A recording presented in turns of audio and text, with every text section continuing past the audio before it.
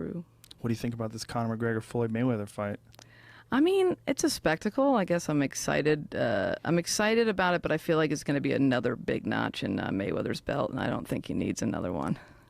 Like, well, I get a little bit. I respect Floyd Mayweather as a boxer, but it's not the kind of boxing I get excited about watching. Well, even though I know it's technically, it's gonna amazing. It's gonna be a boxing match, yeah, for sure. It's gonna be an actual 12-round boxing match, so we're gonna get to see some sort of an athletic competition. But I just don't see how. Yeah, sorry, I don't see how McGregor can be better than the best boxers in the world who have tried. Yeah, he won't be. He won't be better than the best boxers in the world. But what he might do, first of all, he's definitely going to make it exciting. Yeah. He's gonna the trash talk is going to be fucking amazing. epic. It's going to be epic. Yeah. It's going to be a fun spectacle, and he has legitimate, scary one-punch power, and he's way bigger. So it's all about whether or not he can hit Mayweather. Where are they fighting at? 150 something? I don't know. That's a good question too. How much weight does he have to lose? How much is Floyd going to make him dehydrate himself? Right. Does he even give a fuck? Does he even respect his skills enough to make him dehydrate himself like he did with Canelo? Because he made Canelo cut a shitload of weight. Sure. I think he made him fight at 150. Is that correct? Find out what Floyd Mayweather made Canelo Alvarez fight, because Canelo's a big fella. Yeah. I've seen him in person. Him getting down to 150 is a rough suck. I think that it's always scary when you look at these dudes and they just look emaciated before the fight. It's terrifying. Like Chavez. I mean, he's a tall guy, so he's. Well, one of the worst I ever saw was when Conor made it to 145 when he fought Aldo. It was like, Jesus Christ, like he looked so gaunt and dried up at the weigh-ins, and then the next day he looks like a gorilla. Canelo came in at 152, it says. Okay. And this fight is at 154.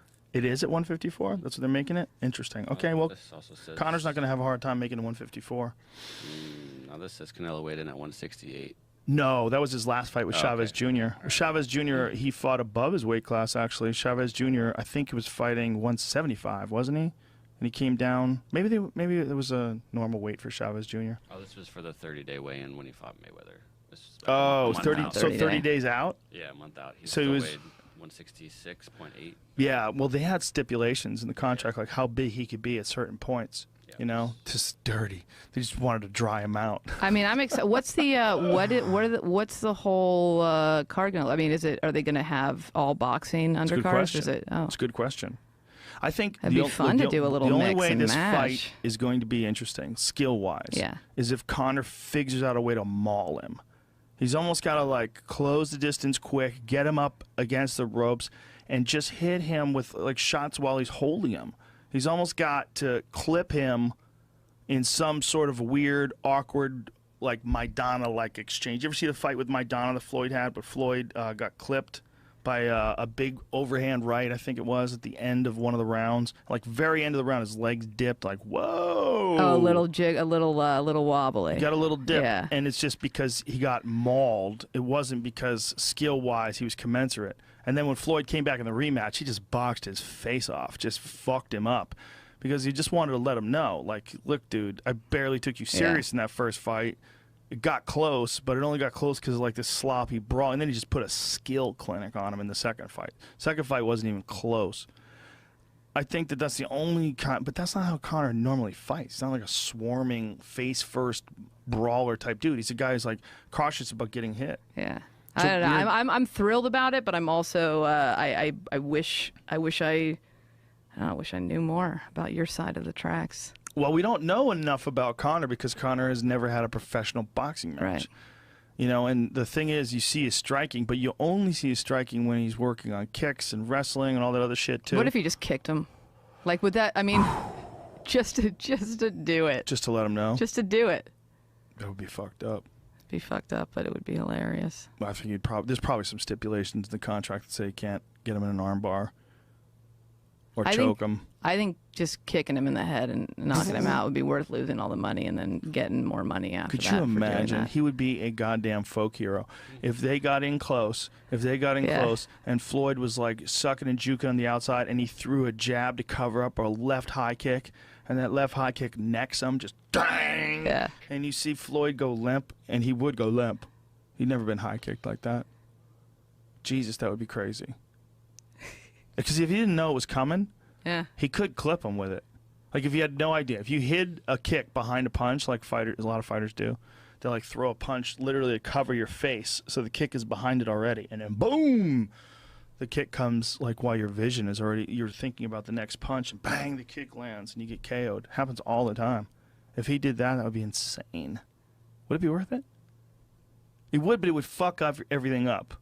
Because no one would ever trust another fighter from MMA to ever fight a boxer in a boxing match again. Because we've only had the opposite happen, really. Could they, after this, could they do an MMA fight with the two of them? No. No? No. I don't know. Oh, my God. It would last Don't yell 30 at me. seconds maximum. Really? And that's if Conor wanted to give him an ear beating for 28 seconds. Look, Conor's so much better as a wrestler, as a submission artist, as a kicker. There's just no way he'll hit him with spinning elbows and shit. Like there's things you can't do in a boxing match that you're not expecting. And if someone just kicks your legs once, you're going to be like, "Oh my God, what the fuck?"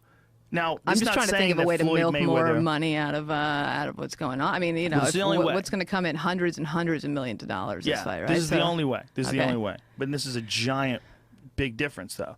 Floyd would have to learn how to fight MMA style. He would have to learn how to stop takedowns. He'd have to learn how to check leg kicks, and he'd have to learn how to defend submissions, and that will take years. And he's not going to do that at 40 years old. I don't know what he knows now as far as wrestling defense and what he knows about kickboxing or jiu-jitsu or anything else. I don't know what he knows. But if he knows nothing, he's 100% fucked. 100% bet the house on it, fucked.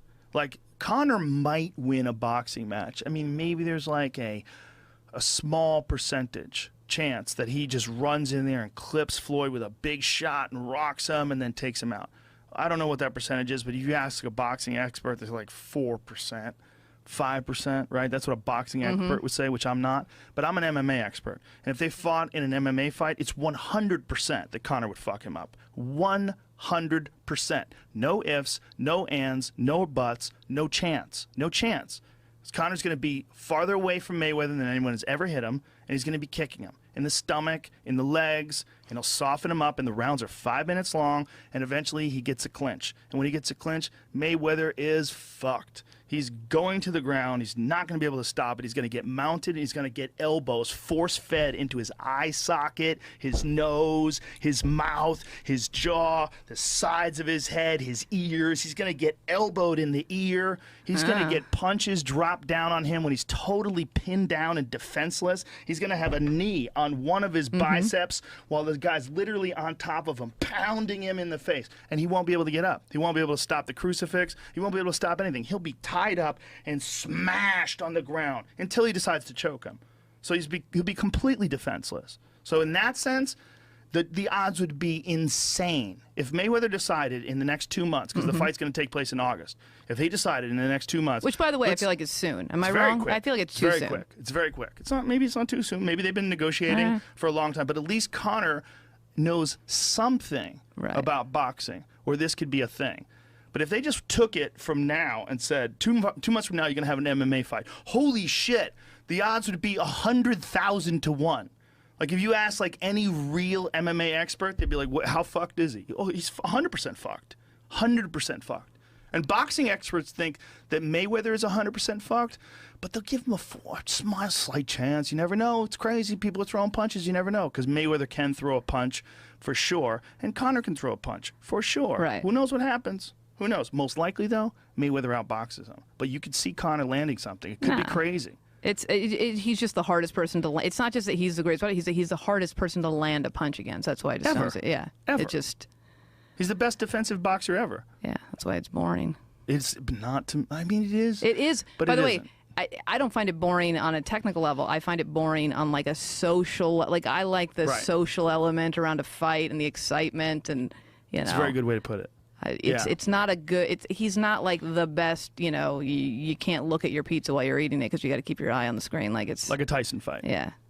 Yeah, Tyson was the best example of, in a lot of ways, what was wrong with people liking boxing.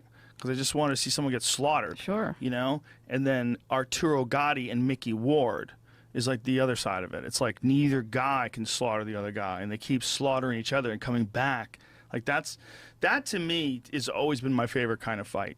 And Torn, personally, because I know how dangerous it is for them. Because Right. it's such a horrible, Yeah. horrible experience for their body. Just exchanging punch after punch after punch. A guy named Tim Hague just died this past weekend, and he was a former UFC fighter who lost in the UFC and then went over and was fighting a bunch of other organizations, and he sustained a series of pretty brutal knockouts. It was like a boxing thing, though, wasn't it? A boxing accident, like a. He fought a bunch of MMA fights, had gotten knocked out Yeah. many times, and then went and just 2 months after a big knockout that he just had in April, fought a boxing match.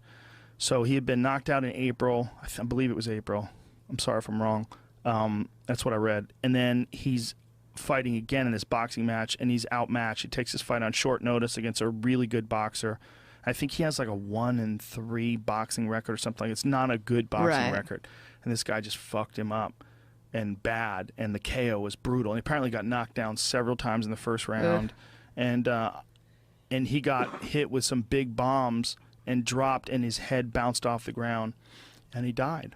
And it is a very rare thing for someone to die in boxing in the heavyweight division. It's usually the guys who dehydrate themselves and then come into a fight like really light. Those are the ones that usually die. So this is pretty rare. There was like a serious beating in a fight between that really badass Cuban guy, Southpaw, big something Luis.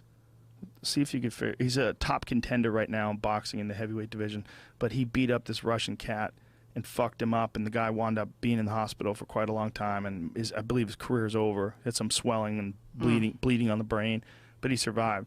But Tim has unfortunately passed away. Scary shit.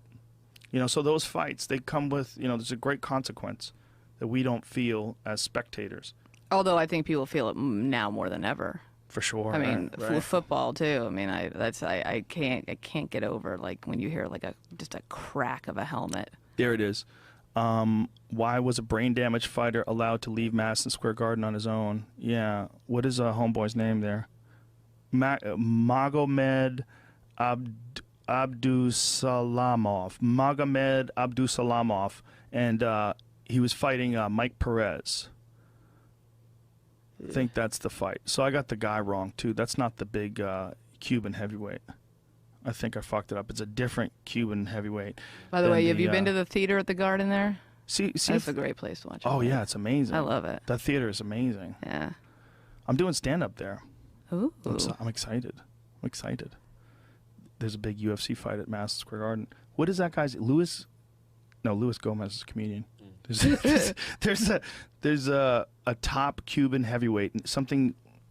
God damn it! There's a lot of name overlap in boxing too. This guy was in a coma after this loss, so Yeah. it seems like it was him. I think I got the wrong guy though. Oh, you Like the that other was guy? the right fight, but I'm trying to figure out who the other guy is that I thought was this guy. That's another guy. God damn it! He's one of the top guys, a really big dude. Luis Ortiz? Yes, Luis Ortiz. Thank you. I thought I was going crazy. I never remember anything. That's why I've talked to people where they're like, you should do a sports thing. And I'm like, I'm not, again, like I reiterate, I'm a fan. I'm such a fan, but I just don't have the knowledge to pull out of my little knowledge satchel. If you did, would you be interested in doing alternative boxing commentary? Like, say if like, I feel like this is going to be the future of interactive television. Yeah. You're not going to have just one commentator. Oh, you have who you want? Yeah, you have who you want. I would be the one who would be like, this is fun, everybody. Oh, this, I'd be the one who'd be like, I think he's cuter, but I think the other guy Perfect. is better. So look, how about this? How about maybe a guy sitting down with his girlfriend, and she's like, I don't want to watch this fight unless we watch Morgan's commentary. And the guy's like, deal. We got it. Perfect. I get to watch the fight. You get to listen to Morgan. Like that's a fucking good idea. And that's not a hard setup. No, I That's talk a not hard. lot about a cut man. I love a cut man. I love a close.